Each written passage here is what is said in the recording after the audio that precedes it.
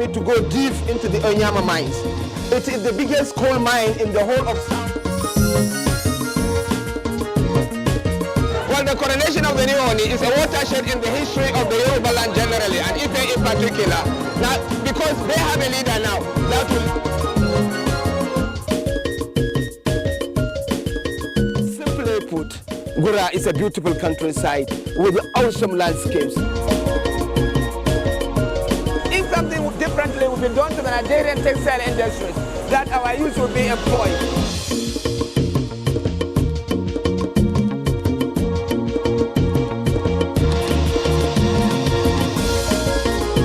Many people that attend the church here can tell you. Service in Holy Rosa is in Benin. We are taking a canoe tour of the communities on the bank of River Niger in Kesu. Settlements in the coastlines of the Caribbean islands.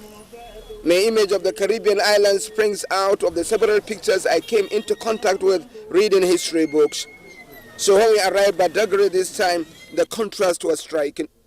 Badagry is a dead ringer for municipalities in the Caribbean.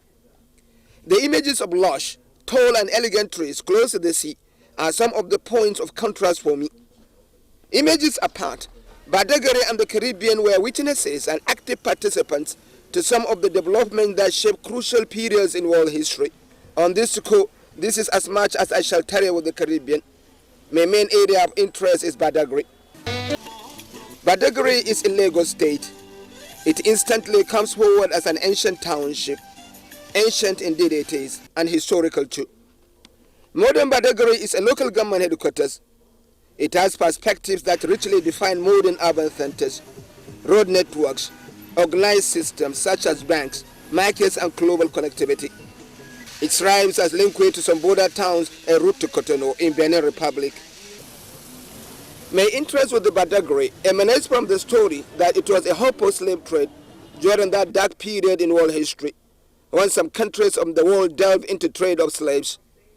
The story goes as well that there are extant materials and monuments from that period and cognate to the events of the period stashed in Badagry. I could not wait to see those materials and monuments.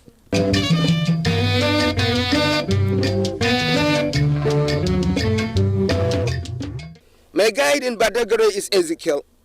I go with his first name. His second name is 13 letters, 9 are consonants. I appreciate his knowledge of the rather obvious outlay of the slave trade, but any question on peculiar cases, dates, and standing apart stories go unanswered. In any case, he gave us a head start and took us on a trip to the slave routes, the routes through which slaves were transported through the Atlantic out of their homeland to the New World during that dark period of slave trade. The story is about the story of slave trade. It's about the role Badagry played during the slave trade. Badagry is an ancient monument. It's an ancient town with an ancient history, and one of the ancient stories of Badagry is the fact that it has been used as a transit camp, as a depot for slave trade. And at that time, when the Portuguese came, the English came, and many people that were engaged in slave trade came, they allowed the local chiefs around this place to gather slaves for them from the hinterland. And when they do, the slaves usually pass through this water, this lagoon. That is one of the significance of the lagoon we are going to tell you. But it is not like that. When it passes, it will go and link up with the sea. Whichever slaves leave this place and links up with the sea, it's never coming back. That is why they call it the point of no return. When we go now, we will come back. But that's the story we are going to tell you now.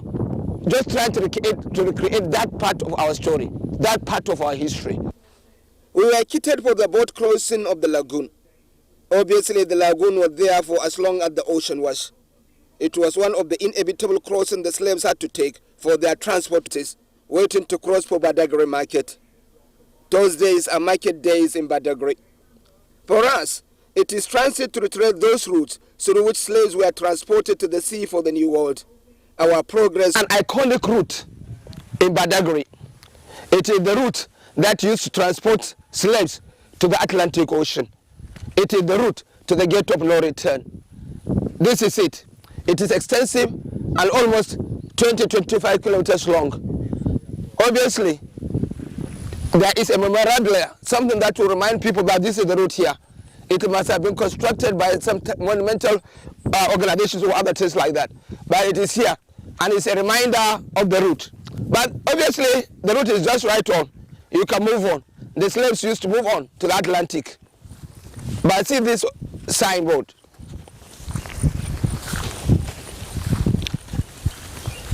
It reads, Badagry slave route. This is the route of the journey to unknown destination, original slave route. Now that is the route we are going to follow. But it is not going to be easy to follow this 25 to 30 kilometer route on foot.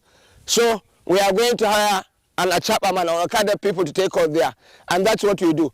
So I'll wait here and wait for the Okada people to come and carry us. We are on our route. Eventually, we secured motorcycle rides through the slave routes to the point of no return. Mercifully, the routes were adequately generated in writing. One can hardly miss his routes.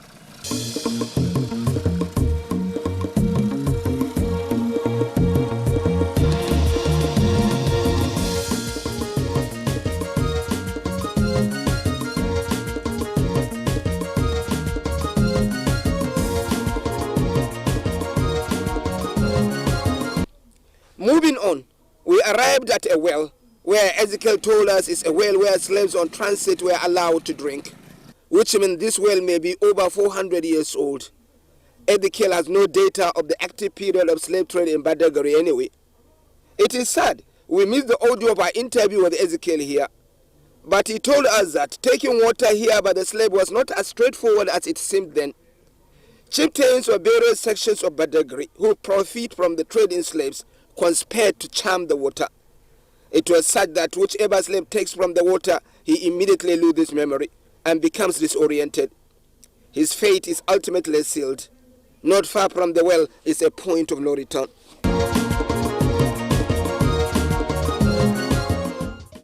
I cannot imagine how the well looks like during the active period of slave trade. But today, the well has undergone structural changes and it is sheltered. Apparently, it is safeguarded. Cattle routes were also built along this historical route through to the sea to support the grazing population of the area.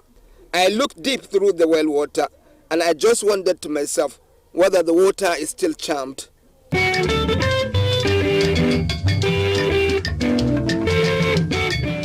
We anchored our motorcycles at the point of no return. Apparently, this is a point on the edge of the Atlantic Ocean. It is like saying the moment a slave is brought to the shore of the Atlantic, he is beyond rescue. A few meters away, the Atlantic was making a noise of his presence.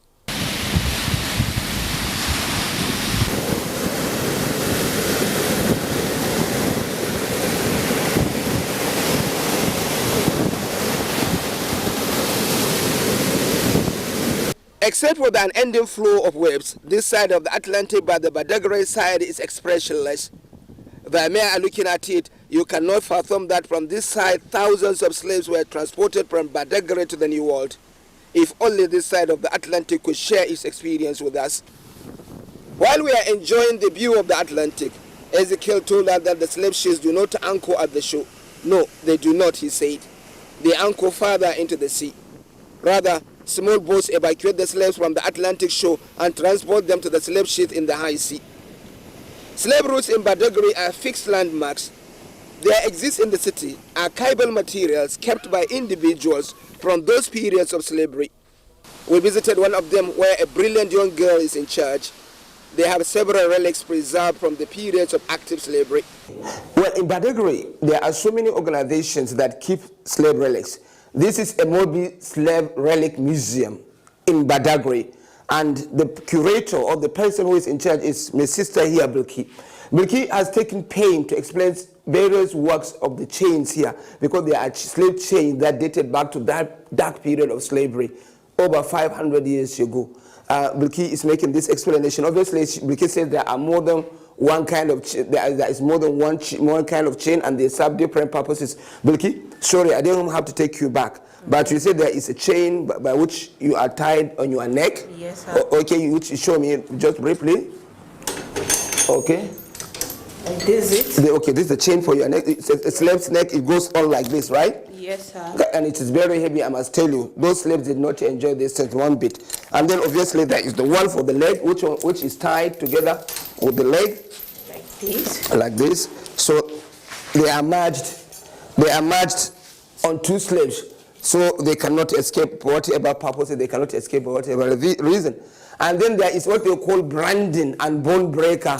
That is according to Bilkis, right? Yes, that means if a slave, if a slave master is trying, because most of the slaves, the slave masters would like to identify their own slaves. So usually they put a pair brand and put it on this. So they mark them on the back to identify that this belongs to us. And then this also serves as a bone breaker. Bone breaker is such a way that, which Bilkis showed me, that I can put my legs here. Bilkis had a stone, which she shows. No. Oh, okay. What will happen that if a slave is trying to betray his master or to escape, what they do is to put this thing on the top of his leg, and then it will be beaten like this. It will break his leg. When other slaves sees it, they know that it is not easy running away, and they never would run away. There are also other chains which Bilkis will explain to me.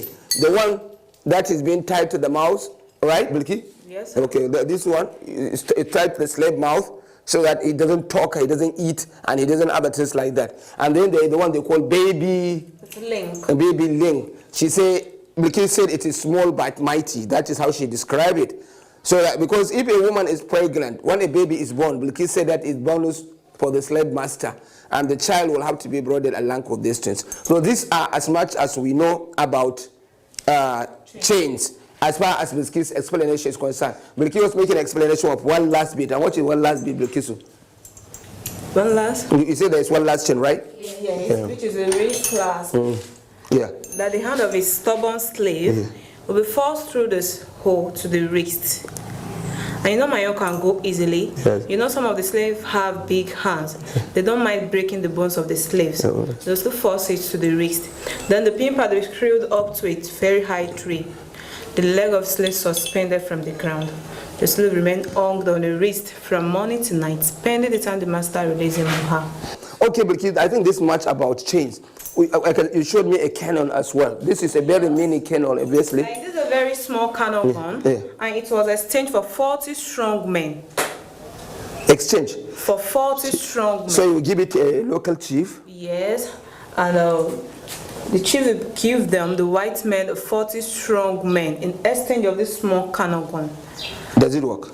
Yes. At that time, I mean? Yes, and it's basically used for announcements. Like they shot it thrice daily, the morning, afternoon, and night. In the morning and afternoon, announcing to community people to leave the road the slaves were going and coming back from the farm. And lastly, in night, announcing curfew. The everybody should stay indoor. Don't come out. Anybody caught outside after that time, 8:30 p.m., definitely become a slave. And most time it's a stranger that caught as slaves. This is a really archival things like that. Because are you a historian? Did you read history? Nope. Okay. I was trained by my boss. Okay. You are a curator? Did you know a curator, a kind of curator or something like that? Curator, no sir. Okay. I can see a big pot here. Let's go. What is this bowl? This is a slave drinking water bowl. That over 50 slaves drink water from this bowl at a go. 50? Yes, over 50 of them drink water at a go. I remember they are chained. They have to learn to eat, to scoop water with their mouths. At times, the edge of the bowl cuts them, their blood as well spits in the water. They still have to like animals. That's how they drink water. So this is a drinking vessel? Yes. For slaves. And obviously, because some beautiful monuments you have, some beautiful. How did you keep them? How did you get them? Yes. According to history and according to my report, the chains were rescued by Chief Sumbu Mobi. Well, one thing I should like you to understand, Bilkisu could make out a good historian and a good curator, but she said that she has been trained by her master. So Bilkisu is just an acolyte. But then how do you fancy her being in a history class or being a curator in a national museum or something like that? Bilkisu, thank you very much. That's a beautiful thing you have done for us. We are grateful. As far as slave trade is concerned, the role played by Badagry is beyond the preservation of ancient slave routes or collection of one or two relics. The story is miles beyond that, but that is as much as we can lay our hands on. This also reinforces the historical importance of Badagry But the historical importance of Badagry is not limited to the events of slave trade alone. There is a monument in Badagry which locals here believed is the first story building in Nigeria. This is particularly interesting to me because coming from the north of the country, I always felt that advanced building technology in Nigeria precedes 1845 when this story building in Badagry was built. I fancied that trade contacts with the Arabs across the trans-Saharan routes may have influenced building technology, especially building of story building centuries earlier than 1845 in Nigeria. In any case, this in Badagry is the #1 story building in Nigeria, and it is still standing. Now, this is the story building we are talking about. It is a one-story building.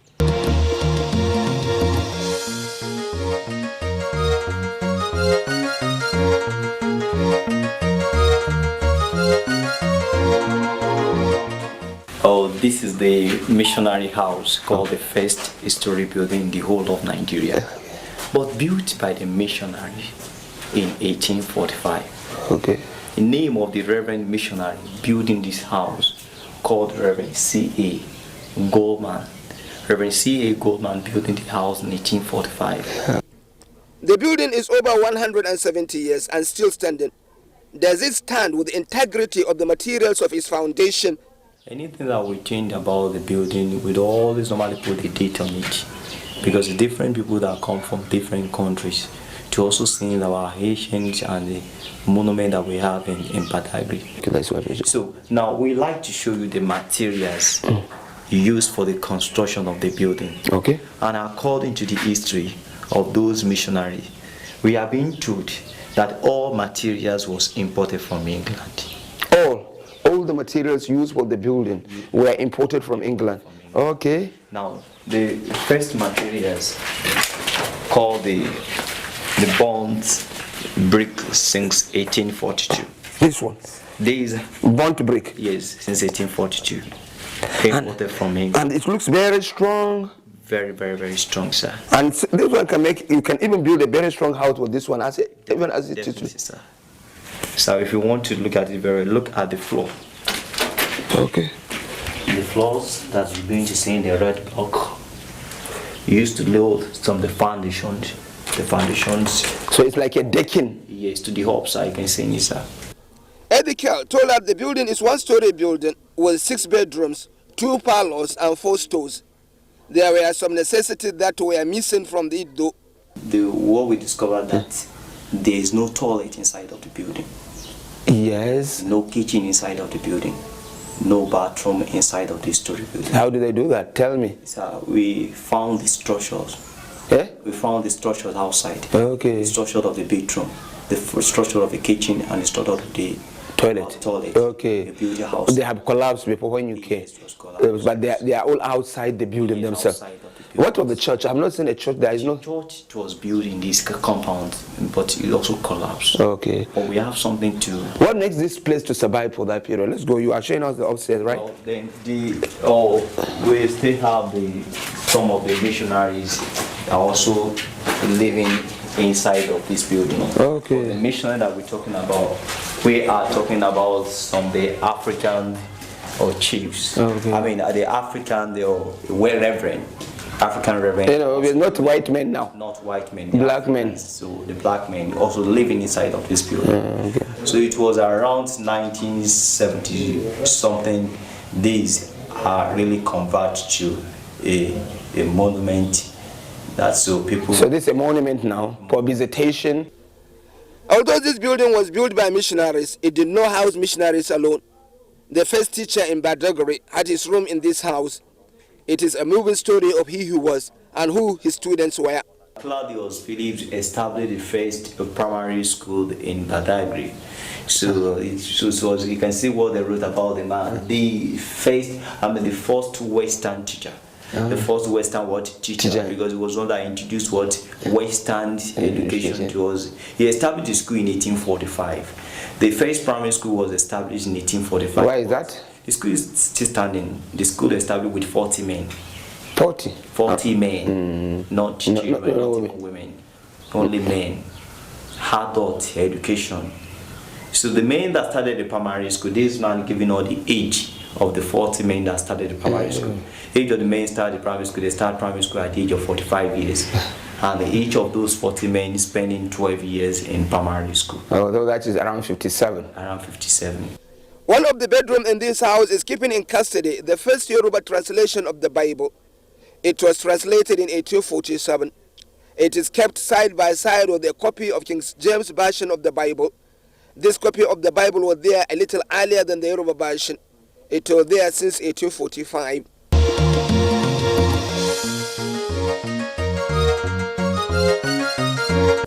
In another of the 6 bedrooms is a painting of the early Christian practice in Badagry. Under this tree, a missionary first preached under the Agia tree. And under this tree, the missionaries celebrated the first Christmas. Under the tree. Where is it now? The tree is no more standing. Oh my God. But the monument that's been representing the falling of the Agia tree still there now to show us. Now, so under the tree, the missionary preached and celebrated the Christmas under this tree called Agia tree. Okay. Ezekiel still conducts us round a well constructed by those early missionaries. It was built in 1845 too and served the water needs of those pioneers and still is in operation.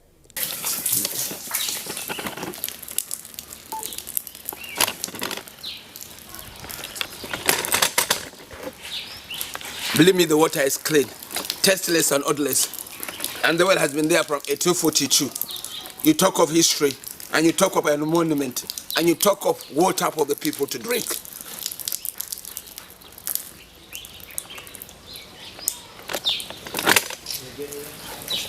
Thank you. These are parts of the stories of Badagry. It would be unfair to say bye to the town, however, without a word about its worth in coconut. This is a town that supplies over 70% of the coconut needs of Nigeria. At least that is what is believed by the locals here. It is a business that every household is directly or indirectly involved in for hundreds of years. Well, one of the agricultural products of Badagry community is coconut seed. As you can see around, you can see that the community is blessed with this seed. We have different marketers coming from different parts of the country, people from the north, from the Ibadan, from Sokoto or Ife. They do come here with their trucks. But like how many trucks do you load every day that go out of this place? Well, today is not actually the real market day. In the real market day, we load about 10 trucks. Women constitute the main group in the market. For them, coconut is all about their lives. With a small coconut side. That's how many years? You don't play 50 years, old 15 years now. You do this business? Yes. I did like 7 years. I don't start this coconuts. And all this time you have been doing it? Yes. Tell me, how has it been these years you have been doing it? Hey, this coconut is family to help family. If it's like me now, the way I plug for small, it's still there. I dey plug every time, every 3 months. Every day I dey carry coconut come for market. Every day I dey get gain. Now your own? Now my papa own with my mama own. Like how many trees do you have? My family is a half coconut, like if you one truck 1 month, if you want plug it. 1 truck 1 month? Yes.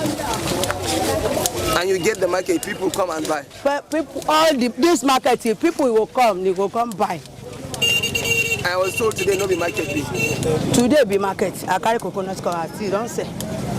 As you come now, you sell, you don't collect, you don't put your money in the Yes, market? yes. Oh, so, what do you want to see improved? What do you want to see improved in the business today? The business now, I need help. Because if a person get money, he go do the business, get money. But now, no money. Everybody, we know, say we dey manage now. So all the woman, no money. If another woman come, we go borrow money, go buy, carry and come market. Say, put your gain. Now so everybody they do now, but you need gain. I need help for government hands. But the thing you have been doing it and it's fine. You can shop. In the shop where my pikin they shop, my pikin they go school, they go work at the shop. Everybody for woman the way they sell coconut, if they sell her, they go to street food. In sum, Badagry summarizes a period in the history of slave trade in Nigeria, of early missionary activities, and is still a national leader in the cultivation of marketing of coconut.